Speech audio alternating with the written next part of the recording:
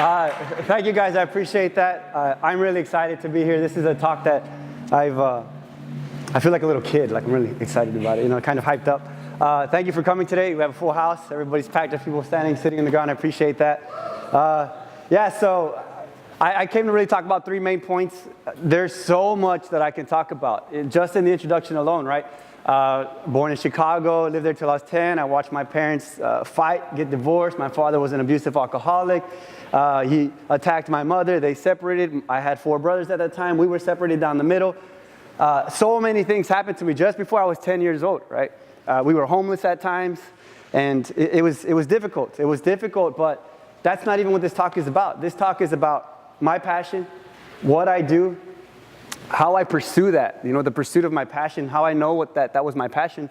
I also want to talk about a little bit about health and nutrition, and then we're going to talk about the impact South Texas, the RGV, has had on my life personally, and it starts with Chicago, right, being in Chicago. So even in the introduction, I got legal custody of my 2 younger brothers because I wanted to reunite us again, the 4 of us, when I was 20 years old. I mean, some of you are getting probably 17, 18, getting pretty close to that age. At that age, I legally adopted my 2 younger brothers who were in 6th grade and 7th grade. So I became basically a father overnight, right? And it was tough. It was very difficult. I was 20, and that ended up doing something to my body that I never thought was going to happen. I had no clue what was going to happen to me. But we'll start first with my passion. The very first thing I remember being in love with was football. Who plays football here? This is Texas. I mean, we have a lot of people that grew up playing football, right? Watching it on TV. That was my passion. My father, he really, really was an incredibly athletic individual. He was 6'2", 200 pounds, could have played any college sport, basketball, football, baseball, very talented. Even today, he's in his 50s. He's still stronger than me in some aspects. And that is just incredible how gifted he was as an athlete. I didn't get his size, obviously. My mom was actually very small. She was 5 foot. So I'm in the middle of them two. That's kind of how it works, right? So he was very athletic. He taught me football, and I just loved it. I loved getting better. That was one of the things that I knew, like this is one of my passions, because I loved getting better. I loved showing progress. It also made my father proud of me. And that was very big to me because I looked up to my dad. He was a hero. He was my hero for sure. I looked up to him, and I liked that getting better at football made him proud of me, right? And later on, it turned out that the sport in general, is what also became my escape from all the trauma that I went through, leaving Chicago. So that was the first thing I knew it. I knew that sport was my passion. As I grew older and studied it, it no longer became sport. What happened was I went from football to baseball to volleyball.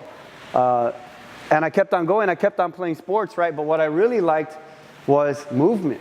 It was movement.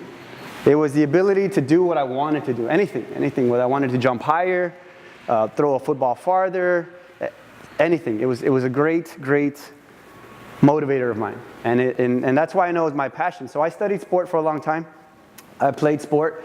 And then something happened to me, right? I 20 years old, my family was still separated, my brothers.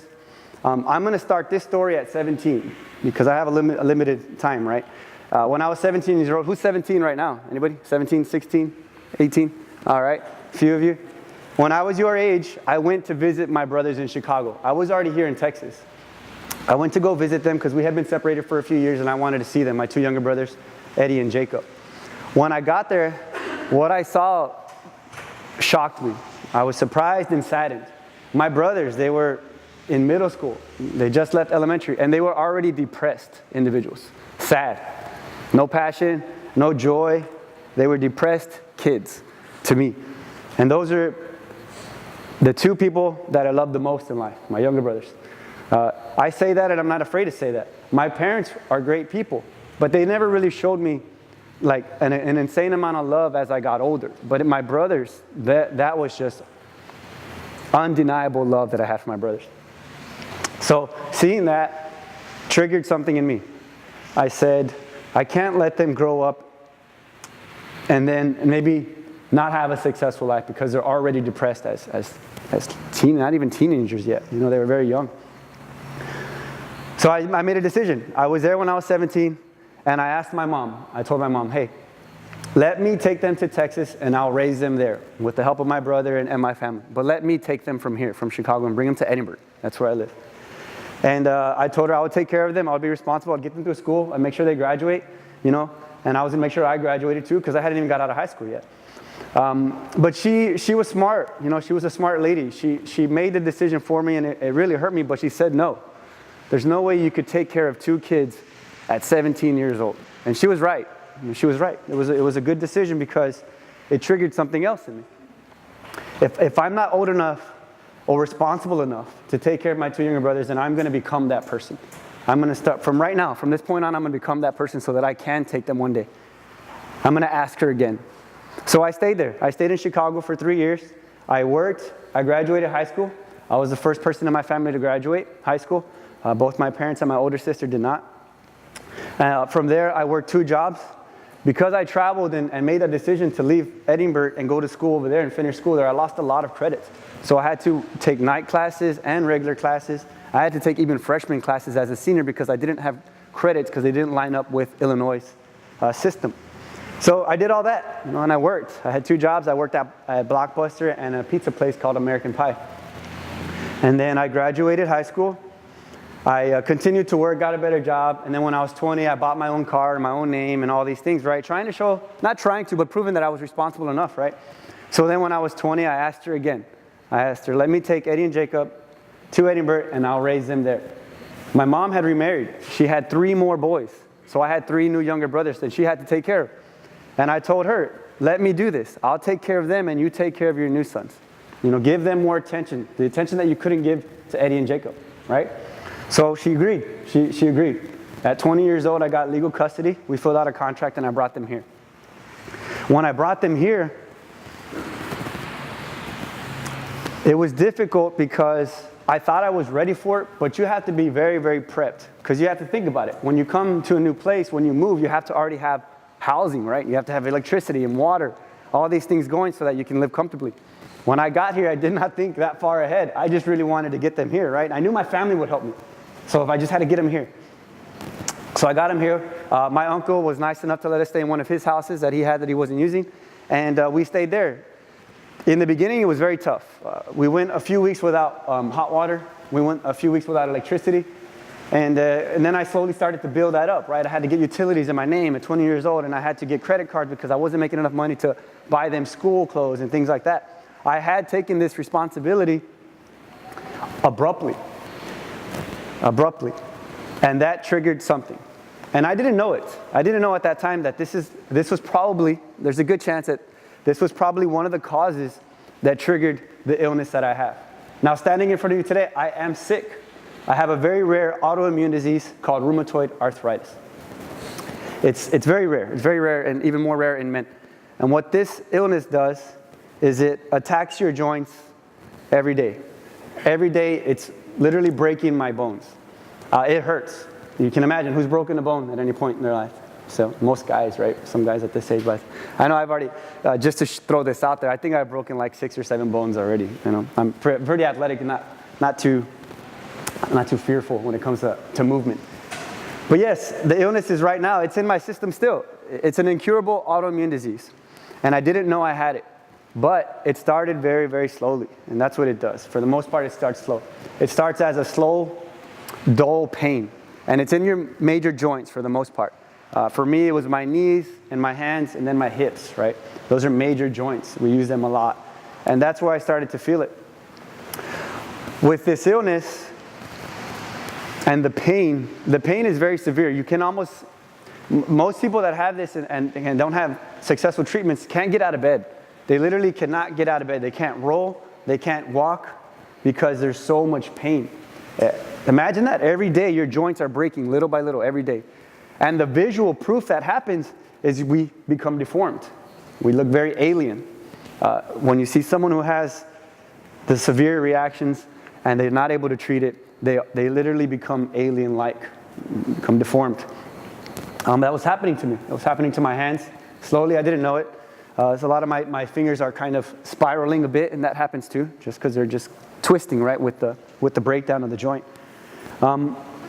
But my main thing was I was a provider, right? I was taking care of my brothers. I had to keep on working. I had to work. I had to move. I had to pay the bills. I wanted to set them up for success, right? Get them through school and things like that. So I worked, and in order for me to work and get out of bed and to walk, I took painkillers every day. I took Advil, Aleve, 2 or 3 in the morning, 2 or 3 at night. I had to take them very consistently because if I didn't, in 2 or 3 days, I couldn't open and close my hand anymore. The pain would literally stop the signal from my mind to my hand to open and close. So imagine that. Imagine like knowing that your hand is there and not being able, basically it not listening, right? I would look at it and say, open and close, the way we do it, right? The way everybody does it when you grab a pen or go to your cell phone. It would not open. It wouldn't close. It was very scary. It was scary at first, but it was the pain. It was the pain being triggered, and my body, our bodies, have many systems, and some of them override others when there's a lot of pain or fear or adrenaline, right? So that was mine. I was losing the ability to move. From there, the pain in my knees became very severe, and like I said, I couldn't walk. I couldn't walk without taking painkillers every day. The step was just excruciating. I couldn't do it, so I took the painkillers, right? 2 years. I did that for a little over 2 years. Just covered it up with painkillers, over-the-counter painkillers. And then one day I was getting ready to go outside. You know, I think I was going to go play football or something because I still played. I played sport because it was my love, my passion, right? And I was putting on my shoes. I had shorts on that day, and for some reason, I don't know why, I was sitting down, and as I went to tie my shoe, I looked at my knee. Like I just glanced at it, right?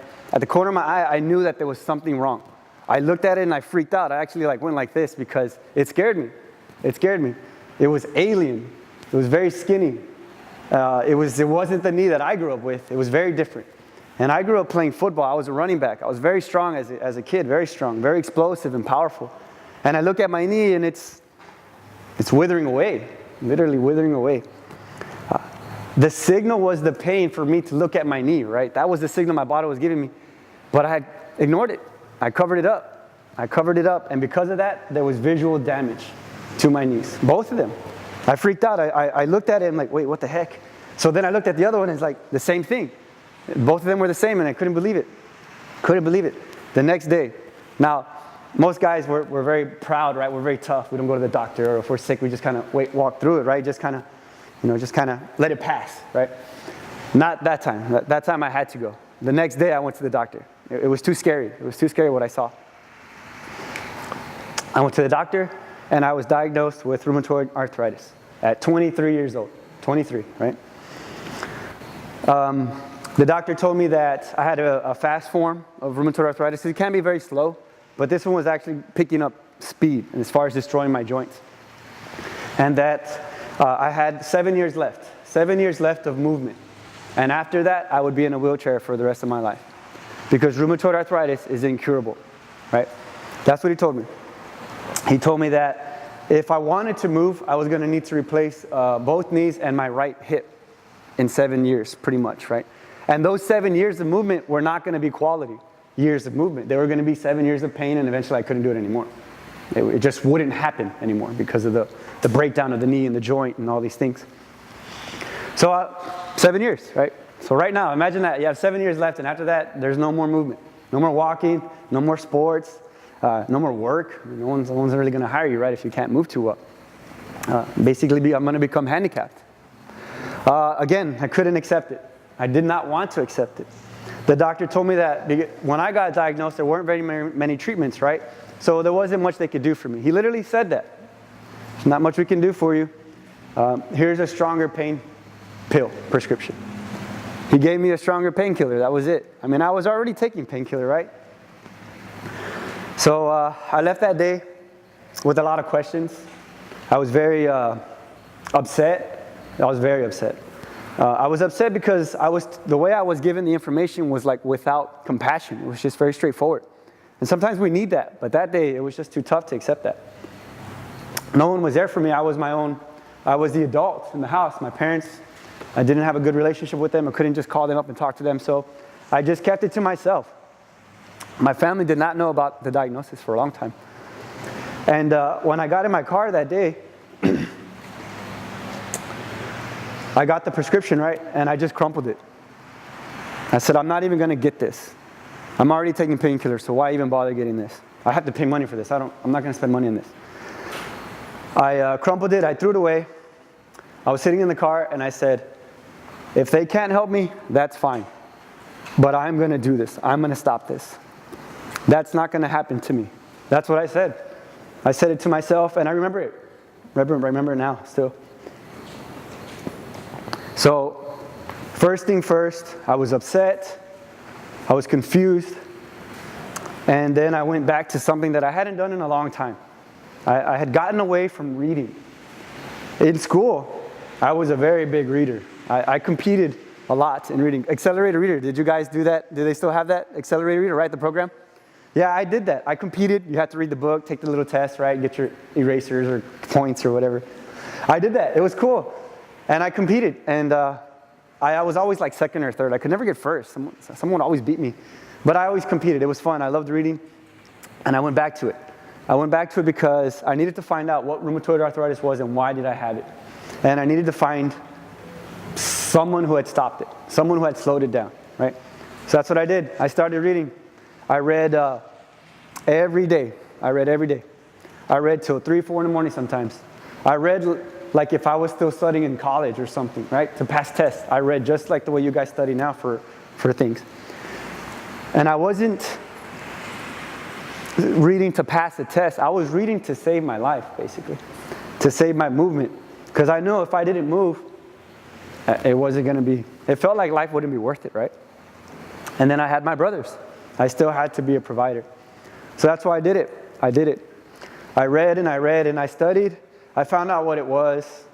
98% of the information on rheumatoid arthritis is very negative because it is a very bad, poor outlook if you are diagnosed with this illness.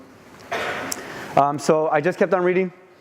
And then I was looking for little nuggets. I was looking for people who had the illness and started to slow it down. Anything I could find, anything. I read, and back then there was MySpace. You probably didn't have MySpace, right? It's a little bit older. I'm older, yeah. I was on there and I would look for articles and I would find people every once in a while. I would find somebody who said they slowed it down. They're no longer in pain. And I would read why. I would ask them why. What did you do? Whatever it was, I was going to do it. I tried crazy things to try to figure this out. And I started eliminating a lot of poor nutritional habits that I had. I even worked on my mindset. I worked on my mind to tell my body, to convince it to stop this illness, that I was going to do it. I was speaking to my subconscious, right? Speaking to my systems, to my body. And I was reading and speaking to random people, asking questions. You know, about 50% of those people always replied. The other 50 never did. But whatever they sent me back, I kept on going with that information. I kept on trying weird things. One of the weirdest things that I do that people don't know about is when it comes to eating chicken, I don't eat a lot of the meat. I actually just eat most of the skin and as much as the soft bone that I can. The cartilage, right? I just eat it. I eat it like it's the meat. Yeah. And I do that because in the medical field, you're told that you cannot rebuild cartilage. Once your cartilage breaks down, you need surgery to rebuild it, right? You have to replace it. For me, my body may not be able to create cartilage, right? If it doesn't have the materials to build it, right? We can't build a house without wood or bricks and things like that. So I started eating cartilage because I wanted my cartilage back. And then my joints started to move better. They started to, 5 minutes? Wow, cool. That was quick, huh, guys? They started coming back, right? I could move and I was pain-free and things like that. That process initiated health, recovery. My bones were coming back. My knees were looking better. And what I started to do was wonder, if I can stop rheumatoid arthritis, something that doctors said was impossible, that I was done. They gave me 2 options, wheelchair and surgeries. If I can stop that, what else can I do? There was no limit. So I kept on going. I kept on reading, studying, movement, exercise, all these things, human performance. And now I'm an American Ninja Warrior, right? Has anybody ever seen me on the show, like before? No? Yeah? All right, cool, cool. Some of you that have seen me. I'm a performer now. In my first season, I went straight to the top. I was unofficial Rookie of the Year. I tried out for that show, and it required a lot of passion and perseverance, right? Because I had to, just to get on that show, my application was not accepted for the show. I applied like everybody else, and I was not accepted. So I went to Dallas 5 days early, and I waited in line for 5 days for a chance to run the course. When I got my chance, I beat it. I came back the next night, I beat it again. I went to the national finals, and I beat the first stage, right? Putting me in the history books of the show. Whether I do well in the show again doesn't matter. I've made history on that show. And that's what I do now. I use that. I compete. I'm a competitor still, one of the best athletes in the country as far as the show is concerned. I made it to Team USA my second season, stage 3, Ninja Warrior athlete. There are very few of those in the country. Less than 25, I believe. And all from a guy who was supposed to be in a wheelchair, 4 years ago. So that's where I am today. And now I teach movement. One of my students is here, right, Diego? Diego, back there. And then Diego right here, 2 of my students. Diego's going to actually participate. Let's give him a round of applause. He wants to do a demo for you guys. Yeah. Diego's been a student of mine for 2 years, and does this look familiar? Yeah, the salmon ladder. He's hyped. He wanted to show you guys that he can do it. He's been training with me for a while now, and he's an incredible athlete now, incredible. He competes with the pros, and he does very well. While he does that, I'm going to show you a few strength feats that I've gotten really good at because of my training. I'm going to go ahead. Diego, you ready? All right, here it goes, guys. Let's see it. Nice. Nice. Yeah. Nice job. See that? Now, if you've never tried this, I guarantee it, the first time you try it, it feels literally impossible. Impossible. And because I got that when I was teaching that from a lot of people, they're like, this is impossible. I came up with a saying, and I said, impossible is only temporary. Because if you train, you will be able to do it. And that was one of those quotes that we had for a long time. On my shirt, it says, we are all able, right? It's a pun, of course, right? My name, Abel.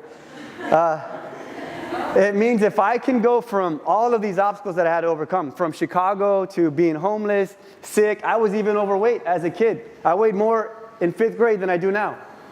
Yeah, I was sick, I was overweight, I had to, I wanted to take care of my brothers. I moved, I had to graduate high school, a ton of obstacles. The list is very, very long. And I still came out and did what I wanted to do. I wanted to be an incredible athlete. I wanted to be considered a pro one day. And I am now. I am. Thank you, Diego, for that. I'm going to go ahead and do a quick demo. Yeah, huh? You want to? You can. I'm going to do. Huh? Okay. Let me go ahead and do this demo really quick. I want to show you some strength feats. This is one of my favorite ones. It's called an elbow lever. It starts down here. You come right here. You plant. You parallel, right? You can go up. Right? If you work on it, eventually you can do it even from your fingertips. This is ability to move, right? Flip. Strength is one of my things too. I tell people that I try to be as strong as possible. Every single limb in my body can withstand all of my weight at any given point, at any given angle. So if I come down here, I can go down, right? And I can just go right straight back up. That's movement. It's movement. Yeah, I'll show you again from the side, right? So if I'm here, most people can't even go down, right? If I'm here, right? It's an incredible thing to pursue. Now, a quick thing, I want to give you some advice on passion. How do you know what your passion is? How do you know you're going to be successful at something if you want to pursue it? This is how you know. You're going to find something that you are endlessly fascinated about. Whenever I see a health article, a health bulletin, a video about health, I cannot get away from it. I have to watch it. It's my passion, learning every day about health and fitness. I have to. When I wake up, Facebook, doesn't matter. If something pops up with health and fitness, I have to read it. And that's why I know that I was supposed to do that. When it comes to movement, studying the body, it's very, very, very interesting because it's so complex, you can do anything you want. Right? You can I can go up and down stairs on my hands. I was going to lose the ability to walk. And now I don't, if I did, it's okay, I'll use my hands, right? But that's where I've gotten to. I want to thank you guys. I live in Edinburgh. If you guys ever want to reach out to me, you can follow me on my Instagram, my Facebook. If you message me, I will answer your question because I do my own social media. You guys will be in it. Can I take a photo with you guys before we do Q&A? Yeah! Really quick, hold on. Jake, you get a photo? Yeah? All right. We are all able, just like my shirt. All right, here we go. Diego, with your fingers. Here we go. We are all able! Thank you guys. Yes.